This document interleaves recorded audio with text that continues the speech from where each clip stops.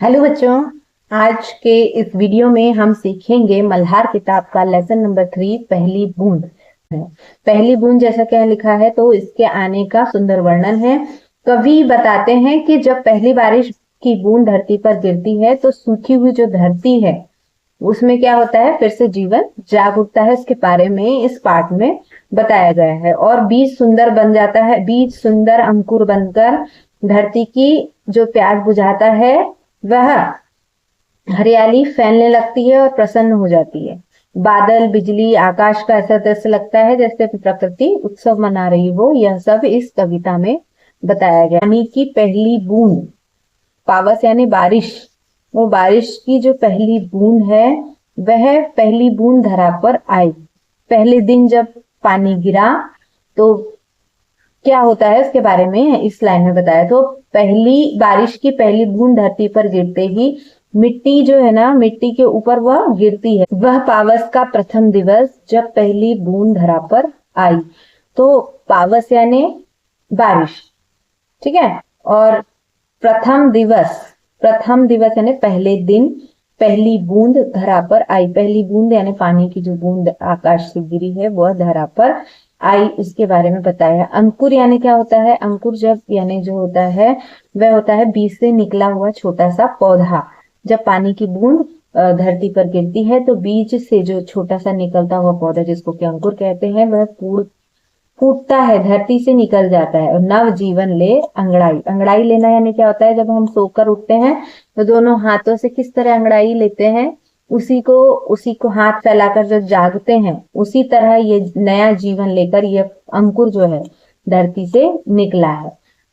पहली बारिश की बूंद धरती पर गिरते ही मिट्टी में पड़े बीज फूटने लगते हैं और जो सूखी धरती है, सूखी धरती पर फिर से जीवन का उत्पादन हो जाता है और नया जीवन जन्म लेने लगता है। इस कविता में, इस पंक्तियों में यह बताया है।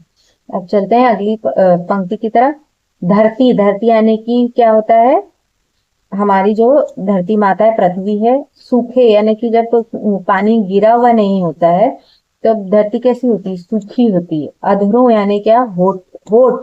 तो जो अधरों का अर्थ यहाँ पर बताया गया है वह क्या है, अधरों का अर्थ होता है कि जो सूखी हुई जमीन है, पृथ्वी के जो सतह है उसको अधर यहाँ पर बताया गया है। अधर यानी होठ। गिरी बूंद अमृत सी आकार, अमृत यानी जब हम प्यासे होते हैं, जब पानी गिरता है, पहली बूंद गिरती है तब क्या होता है, अमृत उसको बोला गया है। यानी कि जब हमें प्यास लग रही हो और पानी का पहली बूंद जब हमको मिलती है, उसी प्रकार धरती पर जब बहुत दिनों बाद बारिश होती है तब जो पानी गिरता है वो धरती पर गिरी अमृत की बूंद हो जाती है। वसुंधरा की रोमावली सी, वसुंधरा यानी क्या होता है, पृथ्वी को बोला है। रोमावली यानी होता है शरीर के रोए, हमारे जो शरीर में छोटे छोटे छिद्र है तो उसको बोलते हैं रोमावली।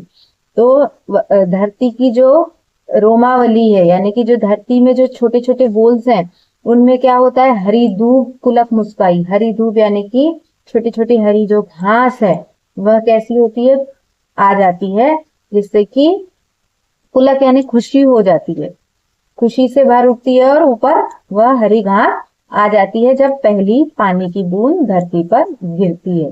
देखो बच्चे कैसे यहाँ पर बता रहे, बच्चों को कैसा अच्छा लगता है, उसी तरह जो हरी दूब है उसे भी बहुत अच्छा लगता है और वो ऊपर सतह पर आ जाती है। तीसरा हम देख रहे हैं कि आसमान में उड़ता सागर। उड़ता सागर यानी यहाँ पर क्या है, जो बादल हैं उसको यहाँ पर उड़ता हुआ सागर कहा है। उड़ता हुआ सागर इसलिए क्योंकि बादलों में भी पानी भरा होता है तो उसलिए उसको उड़ता हुआ सागर बोल दिया। सागर जो जमीन पे रहता है और बादलों में पानी जो ऊपर रहता है इसलिए उसको उड़ता हुआ सागर कहा है। जहां लगा बिजलियों के स्वर्णिम पर, स्वर्णिम यानी क्या होता है, सुनहरा। बिजली यानी बिजली। तो आसमान में जो उड़ता हुआ बादल है वह सुनहरा लग रहा है, वह कैसा लग रहा है, सुनहरा लग रहा है, जिससे कि बादल कड़कते हैं। जब बादल गरजते हैं तो बिजलियों के स्वर्णिम पर वह कैसा जब कड़कते हैं तो वो सुंदर सुनहरा लगता है। बजा नगाड़े जगा रहे, बजाने वो जब वो जोरदार कड़ाके की बारिश होती है, जब आपने सुना होगा कैसी आवाज आती है, तो वो जो बजा नगाड़े से अर्थ ये है कि वह क्या कर रहे हैं, ढोल नगाड़े बजा रहे हैं जिससे कि जो है जोर की आवाज होती है। बादल धरती की तरुणाई, तरुणाई ऐसे ही बादल की जो जैसे ही बारिश की जो पहली बूंद है वो धरती पर आती है तो क्या होता है, जो बहुत अच्छा लगता है। और तरुणाई यानी होता है युवावस्था, तो बादल जो है धरती की युवावस्था वापस आ जाती है। नीले नैनों सा ये अंबर, काली पुतली से ये जलधर। नीले नैन, नीले यानी नीले रंग का, नैनो यानी यहाँ पर आंखों के बारे में बताया हुआ है। यह अंबर, अंबर यानी क्या, आकाश। काली पुतली से ये जलधर, जलधर यानी क्या होता है, बादल को यहाँ पर जलधर कहा गया है। और करुणा विगलित अश्रु बहाकर, करुणा यानी दुख से, करुणा से, विगलित यानी पिघला हुआ, और अश्रु यानी आंसू बहाकर। अब इतना समझा देती हूँ आपको। अंबर है, आकाश है, उसको क्या बोला है, आंख बोला है।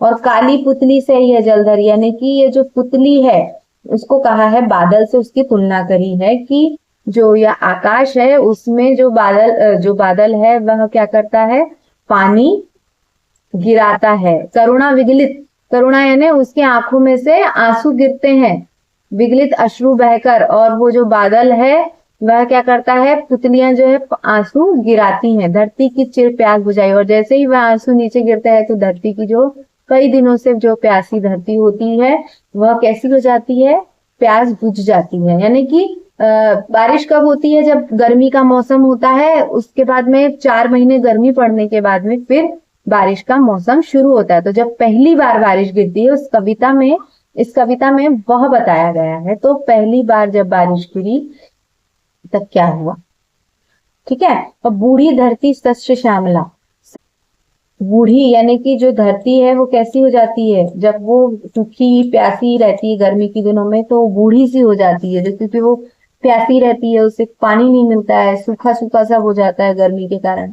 तो वो बूढ़ी धरती जो होती है शस्य श्यामला, और फिर बनने को फिर से ललचाई, तो वह क्या हो जाती है, बूढ़ी से फिर से हरी भरी हो जाती है। शस्य श्यामला यानी क्या हो जाती है, हरी भरी युवा हो जाती है। उसके बारे में कहा है। धरा फिर से कैसी हो जाती है, हरा हो जाती है, जबकि बादल की पहली बूंद जो है गिरती है धरती पर।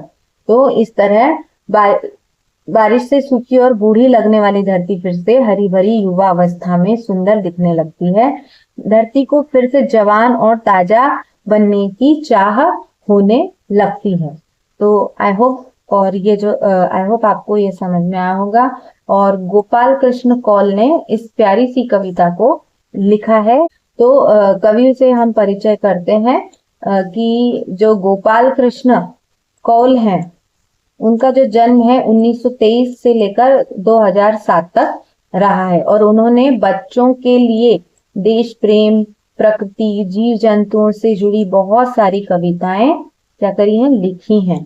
धरती के सूखे अधरों पर पहली बूंद के गिरने का अद्भुत दृश्य रचने वाली बाल साहित्यकार गोपाल कौल है। अब यह जो धरती के सूखे अधरों पर यानी कि धरती की सतह पर पानी की पहली बूंद गिरती है उसका जो दृश्य है वो बताने वाले जो साहित्यकार हैं, बाल साहित्यकार यानी कि बच्चों की कविताएं लिखने वाले साहित्यकार हैं, कविताएं लिखने वाले कवि हैं। और प्रकृति और जीव जंतु से जुड़ी उन्होंने बहुत सारी कविताएं लिखी। जीव जंतुओं से अपनी एक कविता हम कुछ सीखे में वे कहते हैं, देश हमें देता है सब कुछ, हम भी तो कुछ देना सीखें। हमारा देश जो है हमको बहुत कुछ देता है और हम भी कुछ देना, ये उनकी एक और कविता है। तो ये रहा हमारा कवि परिचय। अब मिलती हूँ मैं आपको अगले वीडियो में जिसमें कि मैं आपको इस लेसन के क्वेश्चन आंसर सिखाऊंगी। बाय बाय बच्चों।